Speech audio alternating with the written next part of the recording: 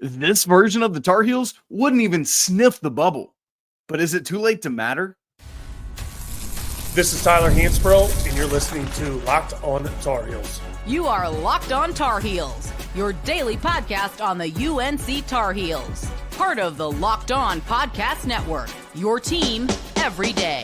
Hey there, what's up? It's Monday, February 24th, 2025. Welcome into the Locked On Tar Heels podcast. It's the only daily North Carolina show out there. I'm your host, Isaac Schade. You're joining me at the place to get your Tar Heels content every single day. It's all part of the Locked On Podcast Network. Thank you so much for making us your first listener watch to kick off your Monday the right way. Special shout out to all the Locked On Tar Heels insiders joining us, the Locked On Tar Heels Discord members, and of course, all the everydayers here with us. This episode is brought to you by FanDuel. Right now, new FanDuel customers can get $150 in bonus bets if your first $5 bet wins. Check it out. Coming up on the show today, we got a ton to do, so we're going to fly through this thing, but I want to make sure to hit it all. We've got to unpack the win over Virginia Saturday. We got to move right on ahead to Florida State because that's tonight. And then we got a massive weekend whip around with all sorts of great action, including Carolina women basketball continuing to roll.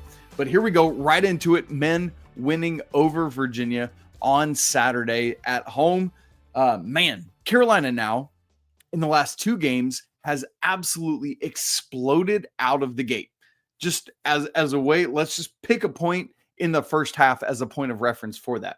Let's go to 9 minutes and 30 seconds in each of the last two games. I picked that moment because, funnily enough, Carolina in each of those two games has been at 21 points 9 minutes and 30 seconds into the game. 9 minutes and 30 seconds into the NC State game, the Wolfpack had scored a grand total of 10 points. And while that already might not seem like much, you go 9.5 minutes into the Virginia game, and the Cavs had scored a grand total of 2. Meaning that if you combined Carolina's score in each of the last two games, 9.5 minutes into the game, it would be 42-12.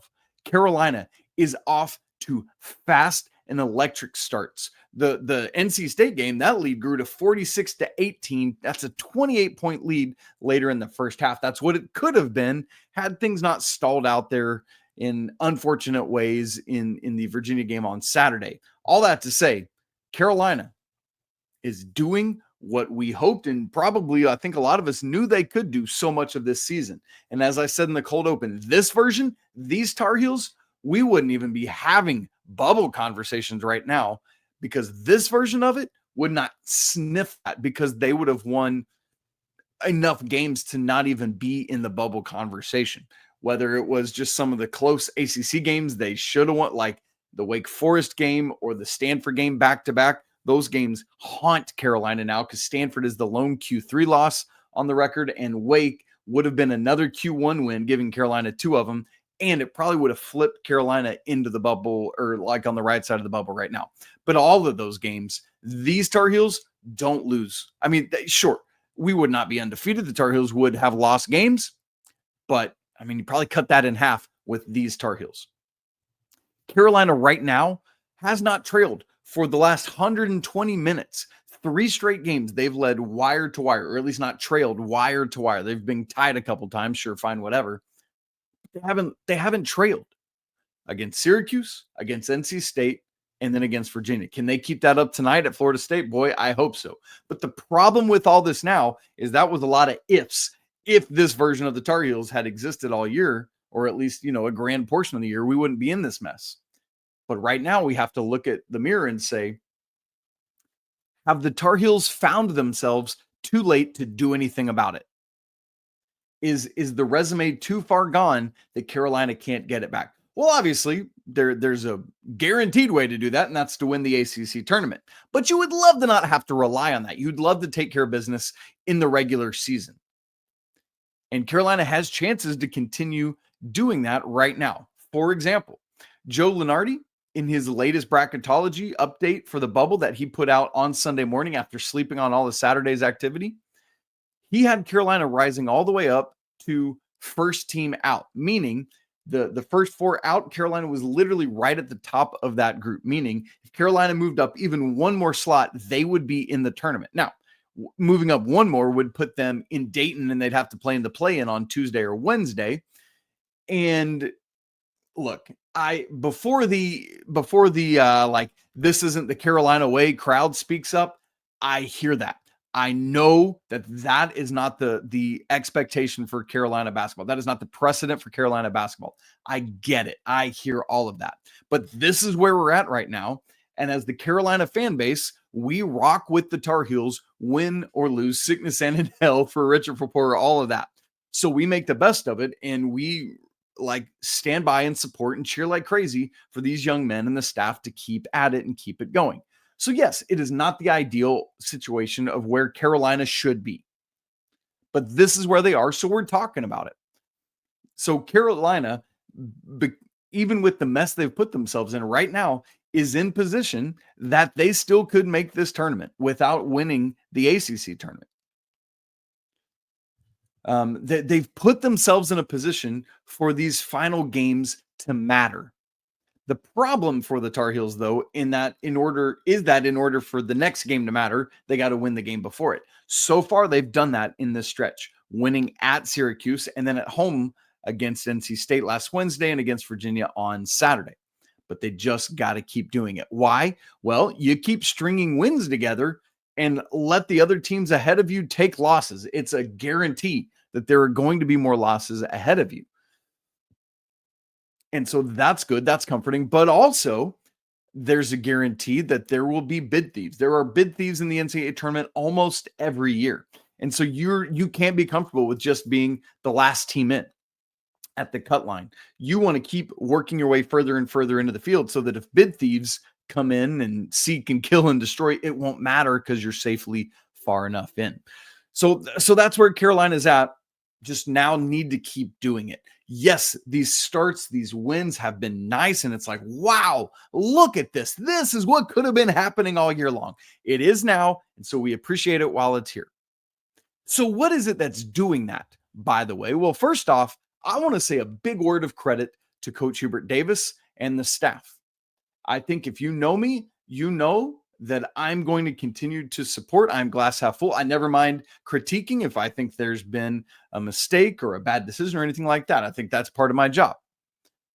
But I also fully believe, let's continue to see what can happen here. And, is this ultimately the play long-term? I don't know.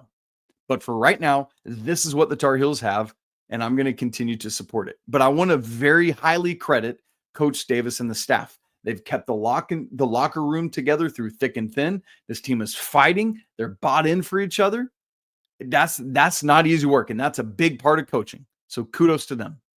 They, as a staff, not only have kept the locker room together, they haven't given up themselves. It's clear that they're continuing to work, to tweak, to figure out what could we do to press the right buttons to make this thing go, to find the best combos. And it seems like they're doing that. And how do we find in the portal era where it's tough to figure out how a team is best aligned? They've continued to search for that even when things seemed bleak. Let's remind ourselves of the lineup adjustments going back to Seth Trimble's injury. He got hurt prior to the Campbell game. And at that point, coach switched the starting lineup to Elliot, Cadeau, RJ Davis. In comes Ian Jackson for the first time, along with Drake Powell and Jalen Washington. They rode that for 8 straight games. And then for the Boston College game, which was following those 1-point losses I mentioned earlier to Stanford and to Wake Forest, coach then brought in Seth Trimble back in place of Drake Powell. Drake went back to the bench, and Van Allen Lubin came in for Jalen Washington. So Elliot, RJ, Ian, Seth, and Van Allen Lubin. That went for 4 games. Now, following that was the tough 4-game stretch of, part of it anyway, was Boston College, Pitt, Duke, Pitt. Those 4 games. And then after that, coach then made the switch at that point, kept Elliot, RJ, and Seth as the 1, 2, and 3, and then changed in the front court to Jae'lyn Withers and Van Allen Lubin. That lasted for a grand total of 2 games. And then after that was Clemson and Syracuse. After the Syracuse game, we know last week, starting with the NC State game, brought in Drake Powell in favor of Seth Trimble, bringing Seth off the bench. And so then for the last 2 games, it's been Elliot, Cadeau, RJ Davis, Drake Powell at the 3, Jae'lyn Withers at the 4, and Van Allen Lubin at the 5. My fear with that, and Coach Pat Kilby and I talked about this last week, was that there would not be enough scoring, but that the length, the athleticism, the defense would be a strong suit. And it surely has. It's allowed Carolina to get out and go. It's allowed them to defend much more capably. And then what I love about it is, boom, here comes Seth Trimble off the bench with his defense, his athleticism, his energy, just ramping things up. And then you get instant offense with Ian Jackson coming off the bench because he has found himself again. 3 straight really confident games from him. And then you bring in some size with Jalen Washington off the bench, and he's able to block a couple shots, do things that he can do. And then all of a sudden, the last 2 games, here comes a more confident Cade Tyson, who's looking unlike anything we've seen this year, save like the LaSalle game, maybe, right? And it's like the staff has figured out just the right seats on the bus to slot all of these guys into, and it's great. Let me just mention 2 guys in particular that you notice with this. Yes, I mentioned Ian kind of finding his way again, but let me mention Drake Powell. He playing his natural 3 position, the small forward position, I think helps a ton. When he was starting earlier, it was power forward. Now you see him able to do more fully what he's like ready and able to do. His energy, his effort are on full display. He's got now positional size, often positional size advantageousness. His line Saturday, 11 points, very quietly, right? 4 of 6 from the field, 1 of 2 from 3, 2 of 3 at the free throw line, 2 rebounds, 2 assists, and 0 turnovers. That is now 5 straight games for this freshman with 0 turnovers. And in 6 of the last 7, 10 assists and 0 turnovers in that 5-game stretch.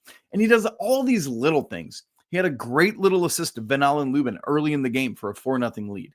He was really aggressive early. He had that offensive rebound. The ball eventually found its way back to him, and he had this vicious dunk.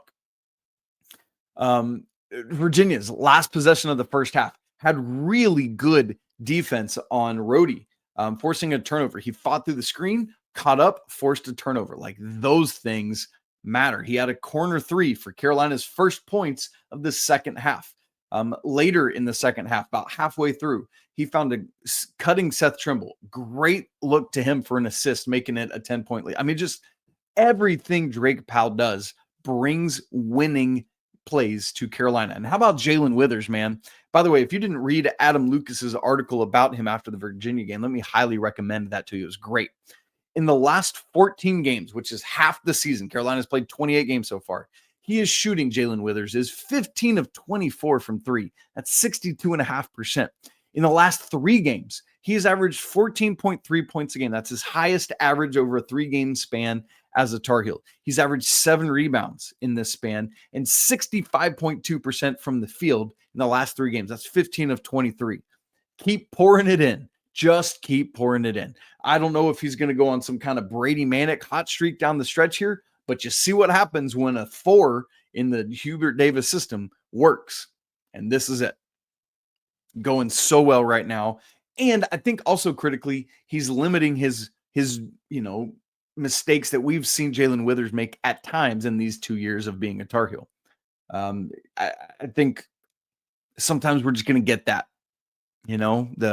it just is what it is. But does the good outweigh the bad? And at least the last 3 games, it has, very much so. And that's just 2 examples of guys that are really figuring it out in their role and helping in a big way.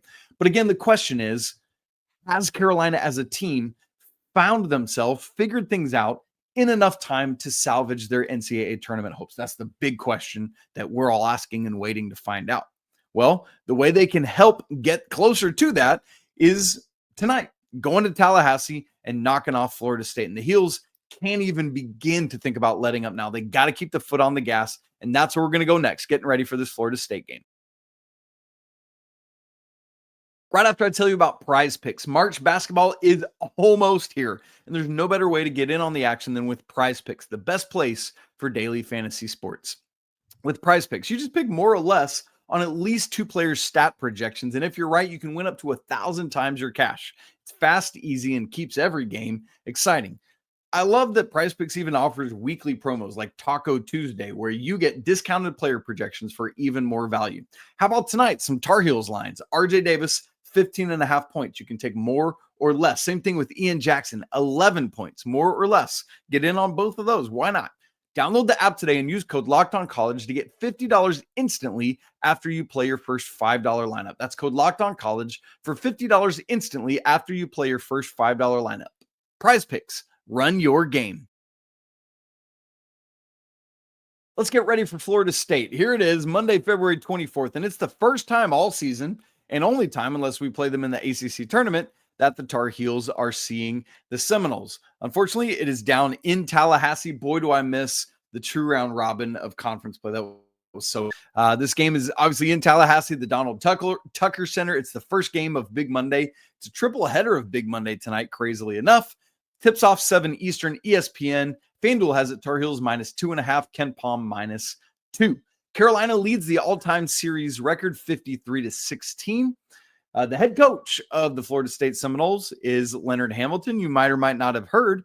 He's stepping away after this year. I talked about it, but this is, the second of 3 games in a row that Carolina is playing a team that's going to have a new head coach next year. Tony Bennett gone at Virginia, and then the next game will be Miami, and Jen Larinaga is gone from Miami. It's crazy, crazy stuff. So there is that. They're not ranked as of Sunday. They were 88th in the net, Carolina 45th. So this is a quad 2 game. Unfortunately, FSU earlier in the season was playing well enough that it would have been a quad 1, but that went away. Florida State 86th at Ken Palm, Carolina 44th, at least as of this recording. Ken Palm fluctuates at the conclusion of every game. FSU is 141st in offensive efficiency, 54th in defensive efficiency. Results thus far, they're 16-11, 7-9 in ACC play. Their best non-conference win was Tulane, 158th at Ken Palm. All that to say, they didn't play a ton of great teams, and the only one of them they beat was Tulane, 158th. Yikes. Their ACC wins are over Syracuse, at Miami, Pitt at home, Georgia Tech at home, Notre Dame at home, at Wake Forest, something the Tar Heels couldn't do, and then at home to Miami. I would like to have played Miami twice this year. Thank you very much. Their non-con losses were against Florida at home, of course, because they're very good, and then at LSU. Neither of those are bad losses. Obviously, the Florida one definitely isn't. And LSU is not great, but losing on the road, we'll find whatever. ACC losses have quite a few of them, obviously, at State versus Louisville, at Clemson, at Cal, at Stanford versus Virginia Tech, at BC, and then home Clemson and at Louisville. One thing to remember, I'm thinking back to last year, Florida State. They had a bunch of players that were really chirpy, real annoying. Those guys are all gone. A lot of them are the ones, by the way, suing Leonard Hamilton right now. FSU has used 2 starting lineups quite a bit, but the one that they've used the vast majority of the back part of the season goes like this. Taylor Bowen, 6'10", sophomore forward, 8.4 points a game, 5.4 rebounds, 1.6 blocks. Shooting 39% from 3 on 2.5 attempts. So that's something to watch, is the big man stepping out. And that's, again, why it's nice to have somebody like Jae'lyn Withers starting at the 4, because he can get out and do that. Daquan Davis, a 6'1" freshman guard, 8.9 points, 2.7 assists. That's their leading assist man. They don't dish it out all that much and well. Malik Ewan, their other big man, 6'11" junior forward, 14.4 points, 8 rebounds a game. That's their leading rebounder and 1.7 assists. Chandler Jackson, he's a 6'5" junior guard, 7 points, 2 rebounds, 2 assists, and 1.4 steals, so does a little bit of everything. And then the man that we all are probably aware of, and if not, let me make you aware of him, is Jamir Watkins. This is a guy that I wanted Carolina to go after. He was kind of in the portal, also considering the NBA draft. I honestly thought he was going to stay in the draft, decided to come back, and I was like, oh, please, let's go and get him. Carolina didn't, and he decided to return shockingly to me. I was blown away. This was his decision, knowing that Florida State wasn't going to be great this year, but I also liked it, right? Like I was surprised, but pleased. I just like to see him go back. Anyway, he's the leading scorer, 6'7" redshirt senior guard, 18 points a game, 5.5 boards, 2.1 assists, and 1.3 steals. Gotta shut down Jamir Watkins. Now, remember, this is Florida State, so they're going to play 57 different dudes off the bench. And let me just give you the top 5 of those, because they do play essentially 10 different guys, 10 minutes or more a game. Justin Thomas, Jerry Dang, Boston Holt, AJ Swinton, and Alir Malouk. So those are the 10 names to know for Florida State. Let me quickly run through a Four Corners preview. I told you, man, we're jamming it all in to one segment here because I want to get to the weekend whip around and all the great stuff that happened there as well. Number one, how does North Carolina take this new show on the road, right? We've seen great results from the brand new starting lineup the last two games. Carolina's new starting lineup, the 7th one of the season. Again, as a reminder, Elliot, Cadeau, RJ Davis, Drake Powell at his natural 3, Jae'lyn Withers at the 4, and Van Allen Lubin at the 5. It has been phenomenal. Great starts out of the gate, even turned up the pressure more as you get Seth and Ian and Jay Wash coming in off the bench. And so that's been so spectacular. We detailed that in the first segment. Now I'm curious to see how that translates on the road, because we haven't seen that yet. And how do we see it in such a short turnaround from Saturday to Monday? Critical game. Carolina has to keep pushing, but I want to see how does this new show translate on the road. Number 2 in the Four Corners preview. There are 364 teams in all of Division I. And you should ask me at this point, now, Isaac, why are you reminding me of this? Isaac, why are you reminding me of this? Great question. So glad you asked, because Florida State is 320th amongst all those Division I teams in 3-point field goal percentage at just 31.1%. That is absolutely abysmal. Abysmal. So what it means is that Carolina needs to force them to beat Carolina with contested threes. You don't want to just let them sit there and spot up. A college basketball player at the D1 level is going to hit those. Contest, not foul, those threes. Other than that, make them take long twos, contested twos, wall off. You know, Florida State's always athletic. Just get in their way, cause havoc. But number 3 in the Four Corners preview, you got to defend without fouling. Florida State doesn't set the world on fire at the free throw line, 71.4%. That's 207th in the nation. But here's the thing. They get to the line a ton, so there is a lot of volume with that. 23 attempts a game, which is 24th in the nation, and they make 16.4 free throws a game, which is 37th in the nation. So again, Carolina has to defend without fouling, but contest well. There's a nice balance there. Now, the flip side, Florida State fouls a ton as well. I think it was 2 years ago, or maybe a game last year.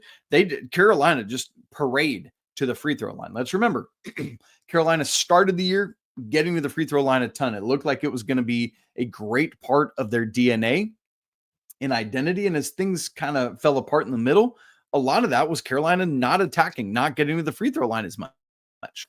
They have been 20 plus attempts in the last 3 games and shooting very well. 19 of 24 against NC State, I believe, and 18 of 22 against Virginia. I'm trying to pull those free throw numbers off the top of my head. They all float around, but I'm almost positive that's right. 19 of 24 against NC State and 18 of 22 against Virginia. Somebody check me on that.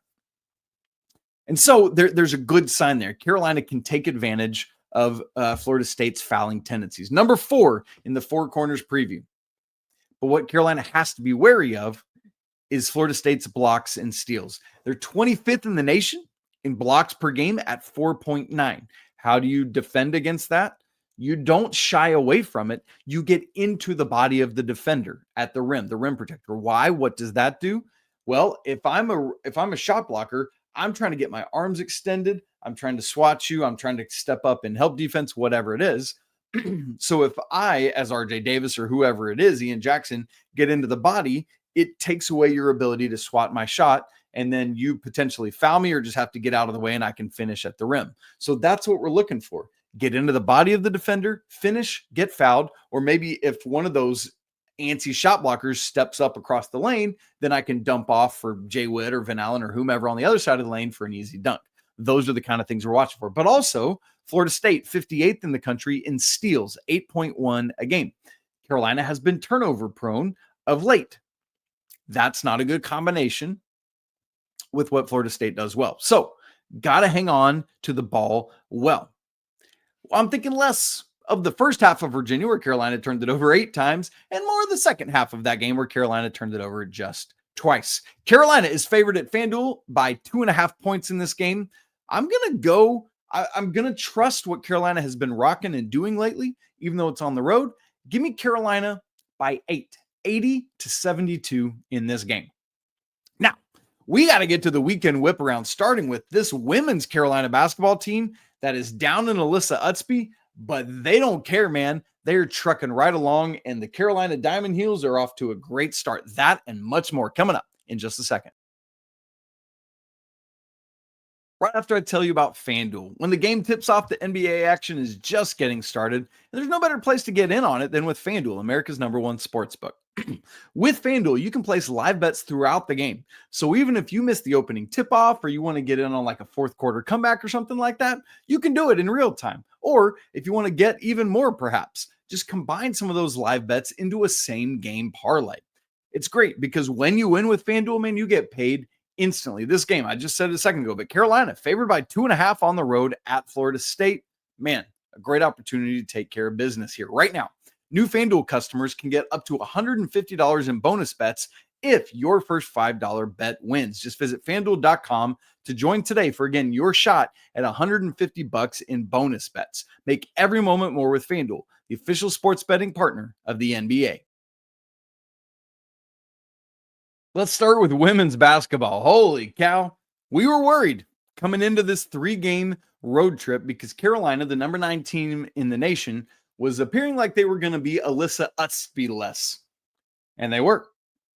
Thursday at Syracuse, but they pulled it out 68-58. And it's like, all right, that's cool. That's Syracuse. The easiest of these 3 games in this 3-game road trip. But it's nice to start there. But then Carolina on Sunday had to go to Louisville. Now, Louisville is not ranked right now, but they are a very, very strong team, tied with Carolina in the ACC standings. And again, you have to go do this without Alyssa Utsby. Also, by the way, without Cierra Toomey. And it's just like, oh, that is not a great hope going into this thing. But we go play the game. Carolina did. 79-75, these ladies win. And I hope you got to watch this game because it was stressful and exhilarating, an incredible fight from these women, who, by the way, let me just tell you a couple things, are the only undefeated team in all of Division I in true road games. Carolina is now 9-0 on the road this season. That is absolutely crazy. Carolina before this had literally never won at Louisville. They were 0-5 coming in. Now they've won. I mean, just fighting like crazy without Utsby, without Cierra Toomey. Maria Gokdang fouled out in this game with 4.5 minutes to go still. Blanca Thomas, freshman, comes in and has to do work. You know, missed a couple critical free throws late, didn't hang her head. Literally the next play helped secure what turned out to be a jump ball that gives Carolina possession that basically sealed the victory. I mean, it's just these kind of things. Now, I was pretty frustrated down the stretch of this game. I thought Carolina got the wrong end of a couple questionable calls. And that's fine. It was similar to the Jalen Washington the flagrant one the other day. On Saturday, Maria Gokdang's 4th foul was a similar thing, but I thought even less contact that I thought the Louisville player overreacted to, but fine, whatever. And then a 5th foul later. But Carolina fought through it. And of course, without Alyssa Utsby, they're getting dominated on the glass. This one was 42-27. But again, overcoming all of this. And yes, Carolina was fighting, but things did not look remotely like they were going to get this. They led 3-1 and then never led again until they took a 72-71 lead with about 2 minutes to go. Grand total, they led for 58 seconds in this game. But guess what? You only got a lead for 1 second. You only got a lead for enough to get the win, and that's what they did. They were down 12 points, biggest comeback of the season. Great stuff. And man, you're just starting to see all of these players start stepping up and getting healthy. Lainey Grant and Trey Crisp were the leading scorers, both coming off the bench, both had 19. I mean, you love to see everyone contributing like this. They've been balanced like this offensively all year. The closing stretch was really, really difficult, but Carolina just kept making plays. Multiple times they couldn't secure a defensive rebound, but were able to hold off Louisville, force a turnover late, made a couple free throws from Renaya Kelly to kind of ice it, and then that was that. So Carolina, great resolve, great grit. They win, and now, again, have moved themselves on the season to 25-4 overall, 13-3 in the ACC, have third place by themselves right now, should move up from number 9 today when the AP poll refreshes, and then just 2 more regular season games remain at Duke on Thursday. It's going to be another tough game. And then close out the regular season with Virginia at home on Sunday. Now, that's a game Carolina should win. So, man, if you can beat Duke at Duke Thursday, you'd be in great shape. And Coach Banghart says we'll see Alyssa again, but until we do, we wait and we'll see. Let's go to the diamond. Let's start with baseball. Carolina 6-0 this year. I think this is going to be a fun year. We rode the baseball train all year last year. It was a lot of fun. We'll continue to do that this spring. Please stay with us. So far, they've swept Texas Tech, beat K-State. The Friday game against East Carolina got postponed. It's tonight at 5, just prior to the basketball game. So you can watch probably the first 6 innings or so of the baseball game before Carolina at FSU. But then on Saturday, Carolina won at the Durham Bulls Park, 2-0, got a 2 spot in the top of the 5th. That was it. Still no home runs there. Jason DeCaro gets the win. And then back at the Bosch on Sunday, man, this was a fun game. Carolina wins 11-6. That sounds like a bigger gap than this game felt. Really back and forth affair. ECU took a lead 6-5 in the top of the 6th. Carolina responded with 2 in the bottom to take a lead and then held East Carolina scoreless for the final 3 innings. Carolina themselves put the game away with a 4 spot in the 8th. Really, really impressive stuff. Finally, in the 6th game of the season, Carolina gets their first home run. Luke Stevenson in the bottom of the 1st. Kind of funny that it's taken this long to get there, knowing what Carolina did so much last year. But hey, they're doing it. They're getting these wins, and you want to go and sweep this series tonight at ECU. And they got a bunch of other games this week, so stay buckled up for that. Softball had the Carolina Classic. A couple of things got canceled or postponed late in the week, but on Saturday, Carolina beat Maryland 5-0. And then on Sunday, no hitter from Nikki Harrison, the first game of the day, 11-0 against Wagner. And then the Tar Heels beat Queens later in the day, 4-0. Wrestling goes to Stanford on Friday night. This is a massive matchup. Carolina is 16th, Stanford 17th. Carolina wins 24-9. Way to go on the mats, dudes. Absolutely great. The Tar Heels claim a share of the ACC championship with Virginia Tech and NC State. Really, really glad for them. And then they wrestled a non-con. It's like, we're out there. Let's wrestle Oregon State. Unfortunately, the guys lost on Sunday, 14-22. ACC championships start Sunday, March 9th. So that's like 2 weeks from now, basically. On to tennis, women's tennis. Number 3 in the nation. On Friday, they were at number 32 Syracuse, swept them 4-0 to kick off ACC play, stayed up there, played BC, beat them 4-0 on Sunday. Great start to the ACC slate. Carolina 9-3, 2-0 in the ACC. Stepping out of the ACC later this week with ECU and UNC Dub coming to town on Thursday. Men's tennis, they were supposed to play South Carolina State Thursday. That got canceled, and then they're off until Friday against Virginia Tech to kick off their own ACC slate. Women's lacrosse. I think these ladies are back, baby. They're up to number 2 in the country behind only BC. Remember last year, it was just a bit of a rough year. Year before was strong, but by Carolina standards, it wasn't up to the national champion undefeated run of the 2022 season. I think this Tar Heels team might have it, man. They beat Syracuse, number 4 in the nation, on Saturday, 16-8. They're now 4-0, 1-0 in ACC play. 3 of their 4 matches have been against ranked teams, and 2 of them have been top 5 matchups. Syracuse and then Florida last week. So, rolling.